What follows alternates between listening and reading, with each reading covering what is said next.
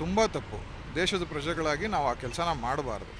ದೇಶ ಏನಕ್ಕೆ ನಮಗೆ ರಜಾ ಘೋಷಿಸುತ್ತೆ ಅಂತ ಹೇಳಿದ್ರೆ, ನಾವು as A citizen of India ನಾವು ರೆಸ್ಪಾನ್ಸಿಬಿಲಿಟಿ ತೊಗೊಂಡು ನಾವು ವೋಟನ್ನು ಮಾಡಬೇಕು. ನಾವು ಪ್ರತಿಯೊಂದು ವೋಟು ನಮ್ಮ ನಾಯಕರಿಗೆ ಶಕ್ತಿ ತುಂಬುತ್ತೆ, ಆಯಿತಾ. ಹಾಗಾಗಿ ಪಾರ್ಲಿಮೆಂಟಲ್ಲಿ ಪಾಸಾಗೋ ಪ್ರತಿಯೊಂದು ಬಿಲ್, ಆಯಿತಾ, ಪ್ರತಿಯೊಂದು ಬಿಲ್ ಏನಿದೆ ಅದನ್ನು ಪಾಸ್ ಆಗಬೇಕಂದ್ರೆ ನಮ್ಮ MP ಗಳಾಗಲಿ, ಇಲ್ಲಿ ವಿಧಾನಸೌಧದಲ್ಲಿ MLA ಏನಿದ್ದಾರೆ ಅವ್ರಿಗೆ ಶಕ್ತಿ ಸಿಗತ್ತೆ. ಅಲ್ಲಿ ಬಿಲ್ ಪಾಸ್ ಆಗೋದಕ್ಕೆ, ವೋಟ್ ಆಗೋದಕ್ಕೆ ಅವ್ರಿಗೆ ಶಕ್ತಿ ಸಿಗುತ್ತೆ. ಅದೇ ಥರ MP ಎಲೆಕ್ಷನ್ಸಲ್ಲೂ ಅಷ್ಟೇ, ಇಲ್ಲಿಂದ ನಾವು ಚುನಾಯಿತರಾಗಿ ಕಳಿಸಿರ್ತೀವಲ್ಲ MP ಗಳು, ಅವರು ಅಲ್ಲಿ ವೋಟ್ ಮಾಡೋದಕ್ಕೆ ಈಸಿ ಆಗುತ್ತೆ. ಹುಡುಗರಿಗೆ ಪಾಪ 18 ವರ್ಷ ತುಂಬಿರೋ ಹುಡುಗರು ಯಾರಿದ್ದಾರೆ ಅವ್ರಿಗೆ ವೋಟ್ ಆಗ್ತಾಯಿಲ್ಲ ಅಂತ ಹೇಳಿದ್ರೆ ಅದು ಅವ್ರ ತಪ್ಪಲ್ಲ. ವೋಟ್ಗೆ ಇರೋವಂಥ ಇಂಪಾರ್ಟೆನ್ಸು ತಿಳಿಸ್ಕೊಡದೇ ಇರೋವಂಥದ್ದು ನಮ್ಮ ದೊಡ್ಡವ್ರ ಕರ್ತವ್ಯ. ಅದು ಮನೇಲಿ ತಂದೆ ತಾಯಿ ಆಗಿರ್ಬೋದು, ಅಥವಾ ಏರಿಯಾದಲ್ಲಿರೋ ಯಾರು ಲೀಡರ್ಸ್ ಇದ್ದಾರೆ ಅವರಾಗಿರ್ಬೋದು, ಅಥವಾ ಅವ್ರ ಸ್ಕೂಲ್ ಬೆಳೆದಿರುವಂಥ ವಾತಾವರಣ ಏನಿದೆ ದೇಶದ ಬಗ್ಗೆ ತಿಳಿಸ್ಕೊಟ್ಟಿಲ್ಲ. ಹಾಗಾಗಿ ಅವರಿಗೆ ಅವೇರ್ನೆಸ್ ಇರೋದಿಲ್ಲ. ಅದನ್ನು ಮೊದಲಿಂದನೂ. ನಿಮ್ಮ ಹೆಸರು ಸರ್? ಬಾಬು ಸರ್. ನಾಳೆ ಇನ್ನೇನು ಲೋಕಸಭಾ ಚುನಾವಣೆ ಬಂದೇ ಬಿಟ್ಟು ನಾಳೆನೇ ವೋಟಿಂಗ್ ಇದೆ.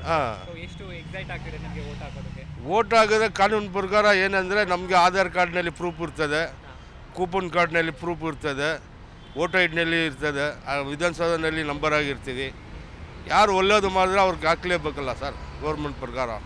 ಈಗ ಎಷ್ಟೋ ಜನ ಯೂತ್ಸು ಕೂಡ ಅಷ್ಟೇ, ಅಥವಾ ವಯಸ್ಸಾಗಿರೋರು ಕೆಲವರು ಯಾರು ಕೂಡ ವೋಟ್ ಹಾಕೋಕ್ಕೆ ಮುಂದೆ ಬರ್ತಾರೆ. ಹೌದೌದು. ಅದ್ರ ಬಗ್ಗೆ ವೋಟ್ ಹಾಕಿದ್ರೆ ಏನಾಗುತ್ತೆ, ವೋಟ್ ಹಾಕಿದ್ರೆ ಜಾಗೃತಿ ಬಗ್ಗೆ ವೋಟ್ ಹಾಕಿದ್ರೆ ಒಳ್ಳೇದು. ವೋಟ್ ಹಾಕ್ಲಿ ಇರಬಾರ್ದು, ವೋಟ್ ಹಾಕ್ಲೇಬೇಕು. ಈಗ ಕೆಲವರು ಅಭಿವೃದ್ಧಿ ಸರಿಯಾಗಿಲ್ಲ, ಅದಾಗಿಲ್ಲ ಅಂತ ಅಂದ್ಬಿಟ್ಟು ಅವ್ರು ವೋಟ್ ಹಾಕೋದಕ್ಕೆ ಮುಂದೆ ಬರ್ತಿಲ್ಲ. ಅದೇನಂದ್ರೆ ಅವ್ರ ಮನಸ್ಸು ಸರ್. ಅವರು ಕೆಲವರು ಎಲ್ಲ ಗೆಲ್ಕೊಂಡು ಹೋಗ್ತಾರೆ, ಮತ್ತೆ ಏರಿಯಾಗೆ ಬರೋಲ್ಲ. ಅದರಿಂದ ಕೆಲವು ಜನ ಹಾಕೋಲ್ಲ. ಕೆಲವು ಜನ ಏನು ಮಾಡ್ತಾರೆ, ಯಾರ ಗೆಲ್ಕೊಂಡು ಹೋಗಲಿ, ನಮಗೆ ಕೂಪನ್ ಕಾರ್ಡ್ ಆಧಾರ್ ಕಾರ್ಡ್ನಲ್ಲಿ ರೂಲ್ಸ್ ಇದೆಯಾ ಅದು ನೋಡ್ತಾರೆ. ನೀವು ಮತ್ತೆ ವೋಟ್ ಹಾಕ್ಬೇಕಾದ್ರೆ ಫುಲ್ ಕುಟುಂಬ ಸಮೇತ ಎಲ್ಲ ಹಾಕ್ತೀವಿ. ನಿಮ್ಮ ಫ್ಯಾಮಿಲಿಯಲ್ಲಿ ಯಾರಾದರೂ ಫಸ್ಟ್ ಟೈಮ್ ವೋಟರ್ಸ್ ಯಾರಾದರೂ ಇದ್ದಾರೆ? ಯಾರಿಲ್ಲ. ಸೆಕೆಂಡ್ ಟೈಮ್ ಇದು. ಮಕ್ಕಳು ಸೆಕೆಂಡ್ ಟೈಮ್ ಆಗ್ತಿದ್ದಾರೆ. ಧನ್ಯವಾದ. ಜಿ ಕನ್ನಡ ನ್ಯೂಸ್ ಈಗ ನಿಮ್ಮ ಮನೆಯಲ್ಲೇ ನೋಡಿ. ಎಲ್ಲ ಕೇಬಲ್ಗಳಲ್ಲಿ ಈಗ ಲಭ್ಯ.